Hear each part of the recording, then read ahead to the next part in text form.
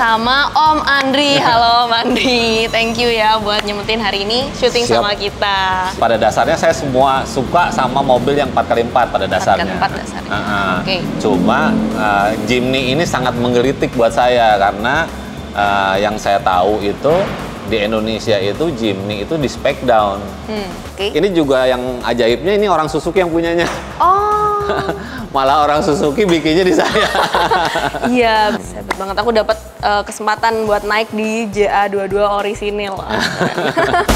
Oke.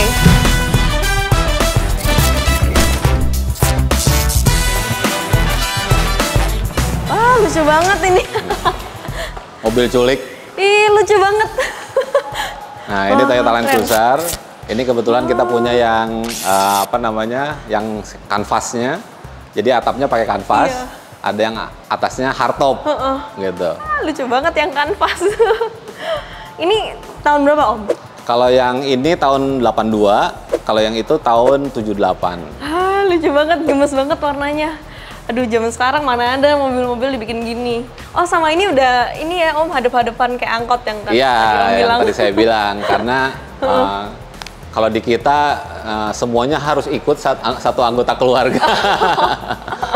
Biar muat semua. Muat semua, betul. Wah, lucu banget. Kalau yang dari dua ini ada yang dimodif nggak sama Pak Ori? Kalau yang hijau itu modifikasinya lebih ke performance. Jadi dia gardannya kita ganti yang model floating. Jadi dia lebih kuat daripada untuk off-road. Sementara kalau ini kita lebih ke eksterior dan interiornya. Jadi untuk dipakai harian dan lebih kelihatan gagah kan gitu. Cuma secara tampilan harus lebih city slicker lah kalau kita nyebutnya daripada itu. Kalau itu kan seperti buat orang kerja ya, gitu. Wah, lucu nih, kayak apa? Kayak benteng. Kayak banteng kok, benteng. Oke, kalau selain Land Cruiser ini ada apa sebelah-sebelahnya? Ini di sebelah sini ada Daihatsu. Daihatsu Tough. Cuma ini tipenya Rocky. Ini juga 4x4, mesinnya diesel, 2800 cc. 2800, tough ya. Satu aja nih toughnya? Kebetulan kita cuma punya satu. Selanjutnya, nah ini apa? Juga, ini sebetulnya mobil, kalau di Jepangnya malah kita nyebutnya limousine. Ini Land Cruiser juga, tapi tipe yang, jadi gini, Land Cruiser itu punya dua jalur lah gitu. Yang satu untuk pekerja, yang satu untuk demangnya, untuk yang punya perkebunan atau itu makanya kita nyebutnya lebih ke limousine karena ini cikal bakalnya Land Cruiser yang sekarang ada, yang seri 200, seri 300, ini cikal bakalnya dari ini. Ini panjangnya berapa nih? Ini panjangnya hampir sama dengan Land Cruiser yang VX. Dari mobil-mobil yang dari tadi kita lihat nih, ada yang langka nggak Om? Ini justru langka. Langka sekali. Langkanya tuh seberapa langka? Berapa unit nih? Memang populasinya tidak banyak gitu. Pertama tidak banyak, terus yang kedua adalah dia masih fully imported. Gitu. Jadi nggak di assembled di sini. Gitu. Di Indonesia ada berapa Om? Selain mungkin tidak lebih dari jari kita lah. Itu masih sangat rare ya guys ya. Wah, hebat. Yang tadi juga rare. Kalau yang Toyota yang tipe pekerja banyak. Cuma dia punya seri-seri tertentu yang rare gitu. Ya udah, berarti kita Jaslyn sama kru naik situ, Om Andri naik yang sini yang bos punya ya. Kita pekerja. Bukan kebalik. Oke. Di sebelah ada apa lagi nih selain ini? Ini ada mobil Amerika, ini Jeep Cherokee. Ini Cherokee 4000 cc. Ini juga kondisinya standar karena memang kita dapatnya sudah seperti ini. Jadi kita tetap pelihara, orisinil cat, dalamnya juga masih orisinil semuanya. Ini keluaran dari Amerika, Jeep Amerika. Gitu. Ini tahun 96 kalau nggak salah ini. 96? Iya, 96. Semuanya lebih tua dari Jaslyn, guys. Aku masih muda banget ternyata. Tapi yang sebelahnya ini lebih modern nih sepertinya. Nah, ini dari Land Rover ini. Tapi kasta tertingginya Land Rover. Tahun berapa Om ini? Kalau tahun saya lupa, ini tahunnya 2005 kalau nggak salah. Ini Range Rover. Mungkin Om yang ada di Prestige lebih ngerti kalau ini, karena ini termasuk apa namanya mobil kalangan atas ya. Karena yang punya apa namanya Perdana Menteri Inggris aja masih pakai kan, gitu, dipakai sendiri. Berarti ini emang secara kasta itu sangat aristokrat lah ini. Bener, setahu Jesselyn ya Om, Queen ratunya kalau pas meninggal dia tuh udah request untuk mobil yang membawa jenazahnya itu petinya itu cuma boleh Land Rover atau Jaguar katanya. Betul, begitu. Betul. Iya, wah. Dan ini kasta tertinggi di Land Rover. Wah, siap. Wah, ini tapi bentuknya ya udah seperti Land Rover sekarang ya. Ya, klasik dia. Kalau untuk Land Rover memang dia nggak gampang berubah tampilan, karena dia punya gaya tuh emang aristokrat kan ya. Tapi aku lihat beda loh ini sama yang lain-lainnya. Ini lebih modern. Kenapa kok Om milih ini? Karena memang secara teknologinya juga sangat kekinian ya. Ya itu tadi yang Jess bilang, ini kan kalau nggak salah mesinnya aja yang buat Jaguar kan. Dia untuk tahun sedemikian aja dia udah pakai air suspension. Jadi mobil itu kalau parkir atau dalam keadaan jalan itu berbeda ketinggian. Dia semuanya udah fully sensor di sini mobil ini. Oke, satu mobil lagi guys terakhir di sebelah. Apa ini? Udah. Wah, keren nih, tinggi banget. Ini juga ada dari Land Rover, serinya udah seri Defender. Jadi udah lebih kekinian juga sedikit. Walaupun belum terlalu kekinian karena di atas ini dia masih ada Puma, masih ada itu. Tapi untuk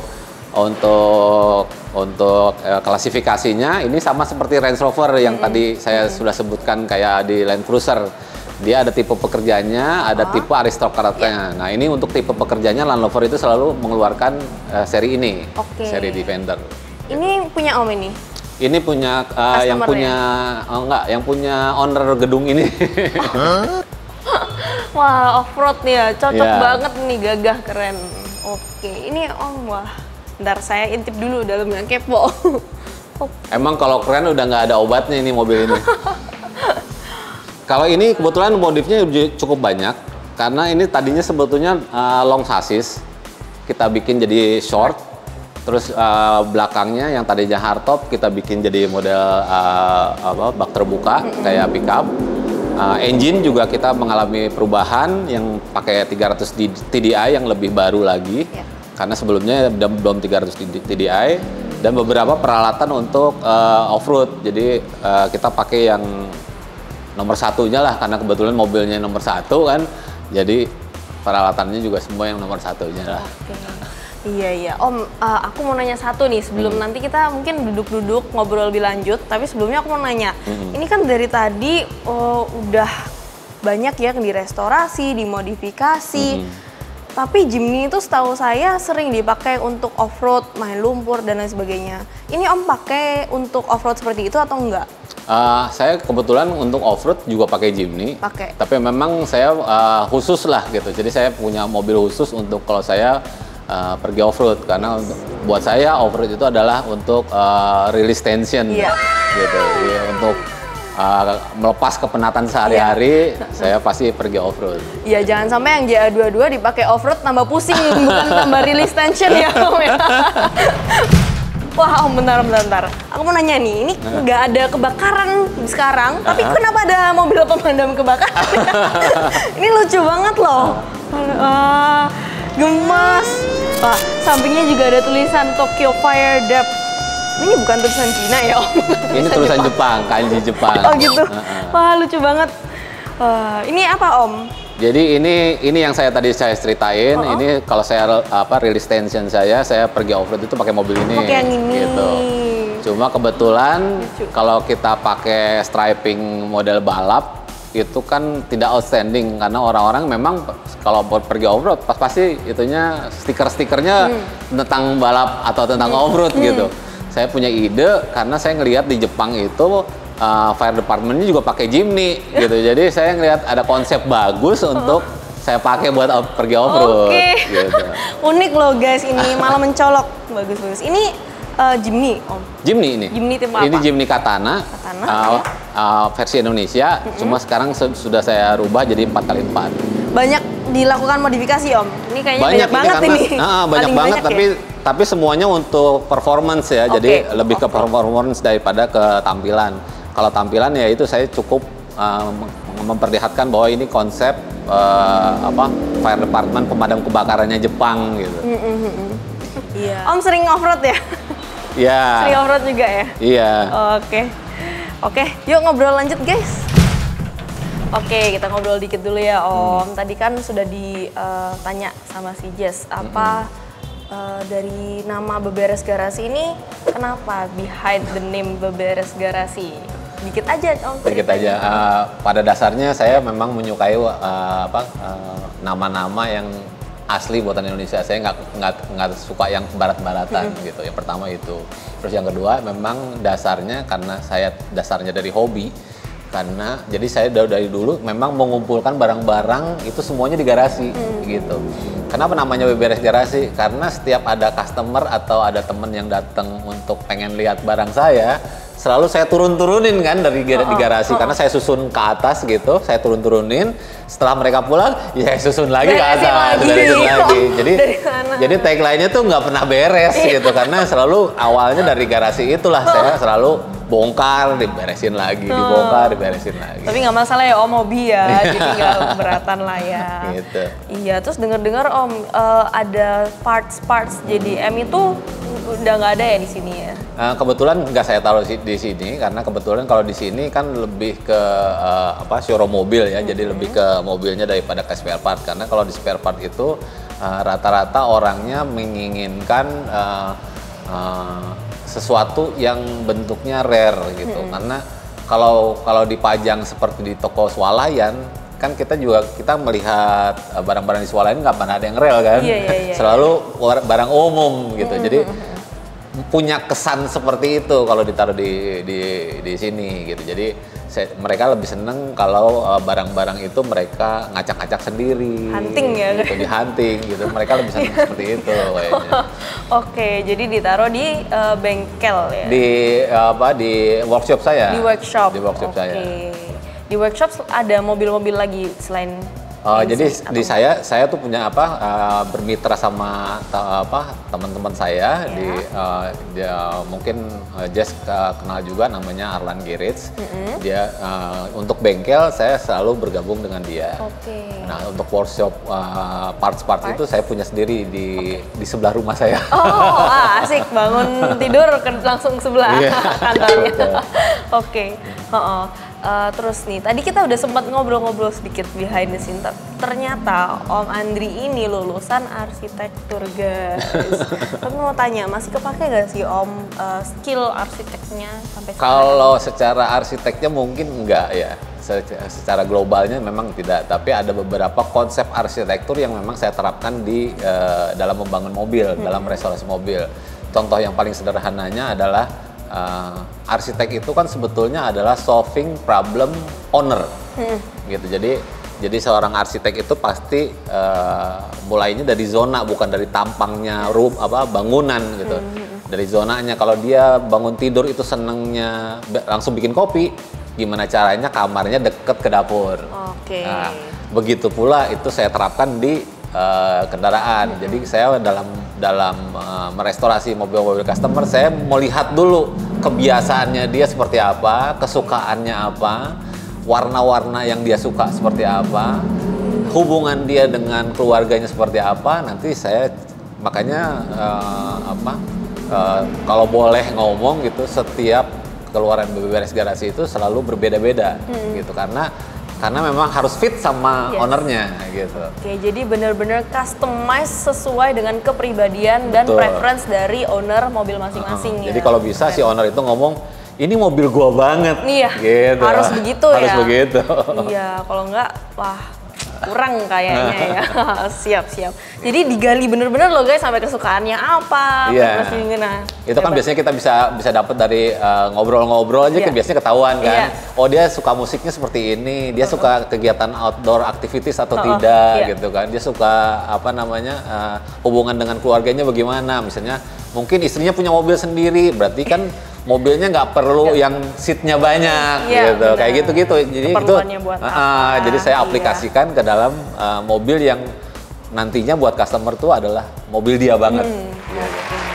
Nah, Om Andri kan dari dulu banget nih udah nyemplung duluan ke dunia perjimnian dan 4x4 yang lain. Ada nggak sih selama ini kenangan yang paling memorable dari perjalanan Om Andri sampai sekarang? Oh, kalau ngomongin kenangan banyak banget nggak kehitung gitu.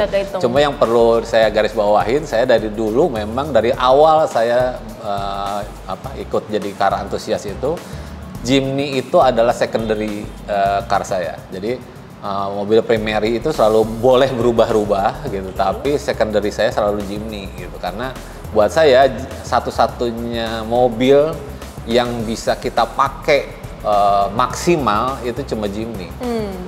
Saya ambil contoh ya, misalnya Jess punya mobil apa sekarang, misalnya anggaplah Avanza atau CR-V gitu. Terus dibangun dengan velg mahal dan sebagainya. Pada titik tertentu pasti Jess merasa, aduh hujan nih, sayang pakai mobil. Iya kan? Berarti tidak maksimal Jess punya mobil itu kan. Nah, kalau di Jimny kita bisa maksimal, kita bisa mau ngapain aja di Jimny itu bisa. Seperti yang merah tadi itu ya. Betul. Jadi kalau lagi off-road kita bisa ngegas habis-habisnya, sekuat-kuat kita bisa ngegas.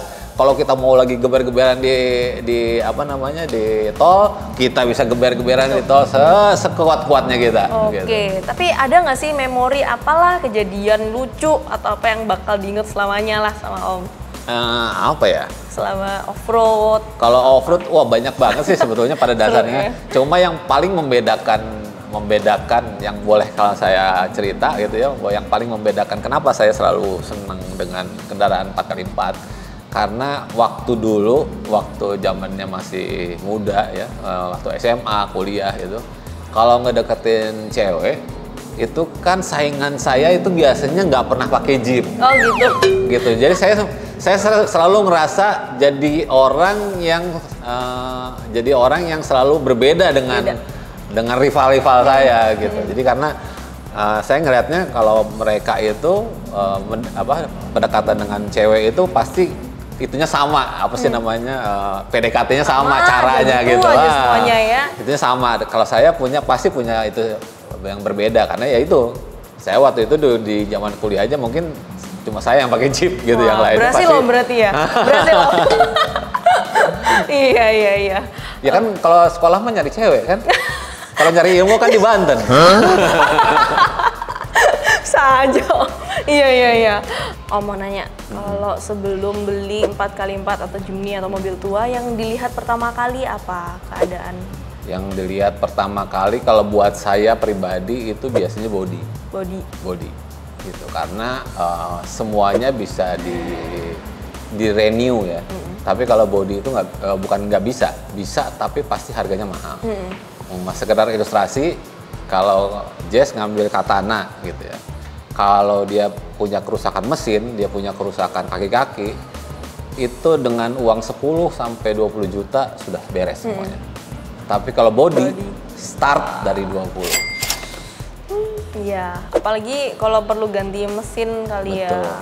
Jadi sebetulnya kalau buat saya body itu paling utama karena dia startnya dari 20 juta gitu. Sementara kalau Jess punya Katana yang mesinnya hancur-hancuran, ganti mesin, diberesin mesinnya, pakai yang orisinil, nggak akan lewat dari 20 juta. Oke. Iya, kok boleh tahu sekalian nih, budgetnya Om biasanya untuk merestorasi dan modifikasi itu tergantung apa? Kalau saya sih sebetulnya lebih ke itu tadi yang saya cerita, saya lebih ke solve problem dari owner. Kalau untuk owner ya. Karena saya juga bisa melihat karena fanatik apa dia dengan barangnya gitu. Jadi Karena dalam modifikasi atau merestorasi itu biasanya selalu punya pilihan. Kita bisa ngambil yang paket hemat, kita bisa ngambil paket yang memang super rare gitu kan. Itu semua balik lagi ke customer. Tapi saya paling cuma bisa mengarahkan kalau untuk customer tertentu kan tidak melulu harus yang pakai yang rare gitu kan.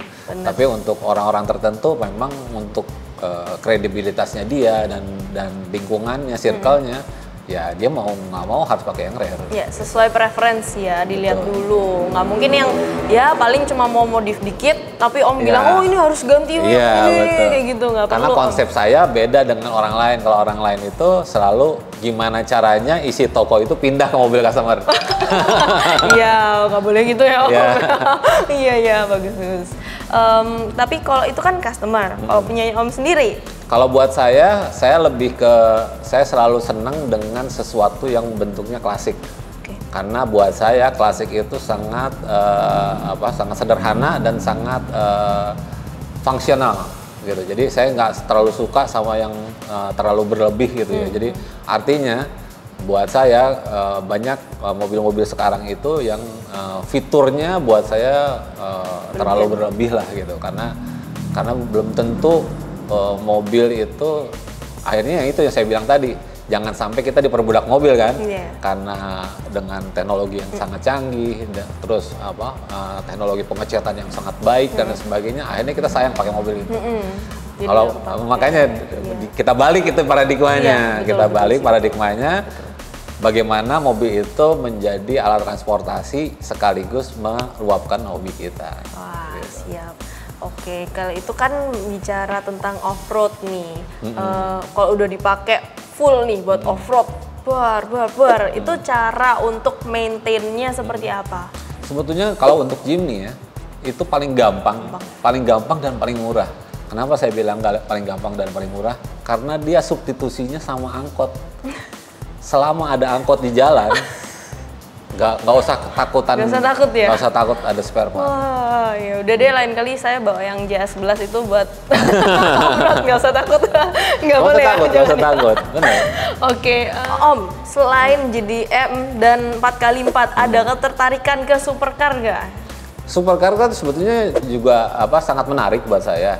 Tapi buat saya itu saya lebih seneng sama teknologi atau problem solving yang tadi saya sebutkan.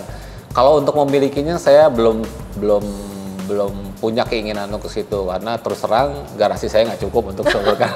Garasi saya masih cukup untuk mobil-mobil yang sifatnya mobil niaga gitu ya. Jadi tapi saya selalu mengikuti.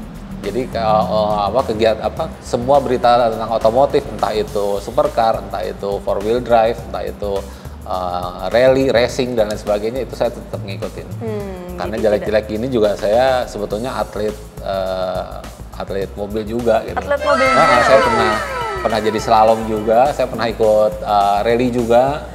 Sorry, slalom itu apa? Slalom itu kalau anak sekarang namanya gimkhana, yang mobil kayak ketot gitu. Oh, drifting gitu. Ya, kalau drifting kan dia jaraknya jauh. Kalau slalom itu dia muter-muterin kon. Oh gitu, slalom. Kalau anak sekarang nyebutnya gimkhana. Gimkhana, iya. Oke, Om, thank you so much buat waktunya hari ini. Jaslyn belajar juga tentang mobil-mobil baru. Ternyata ada Jimny JDM, belum pernah lihat. Jaslyn baru pertama kali. Thank you so much. Mungkin lain kali main-main ke Prestige kalau boleh saya malah pengen main ke Prestige. Saya takut diusir karena saya kondisinya tidak seperti orang-orang yang datang ke Prestige. Enggak, semua welcome di Prestige, Om. Oke, siap. Nah guys, buat kalian yang mau modifikasi atau restorasi mobil-mobil kalian 4x4 bisa datang ke sini. Kalau bisa Om taruh di bawah sini aja. Itu beberes.garasi e-store. Oke, ada Instagram, ada Instagram. Kalau untuk websitenya Berga e-store. Berga itu maksudnya dari beberes garasi e-store.com. Oke, ya lokasinya di lot 32 ya guys. Dan buat kalian jangan lupa untuk terus like, comment, share, dan subscribe ke Prestige Productions. Komen juga di bawah. Selanjutnya kalian mau aku grebek isi garasinya siapa lagi nih? Ikutin. Oke. Thank you so much. We'll see you guys on the next content. Bye bye. Thank you all.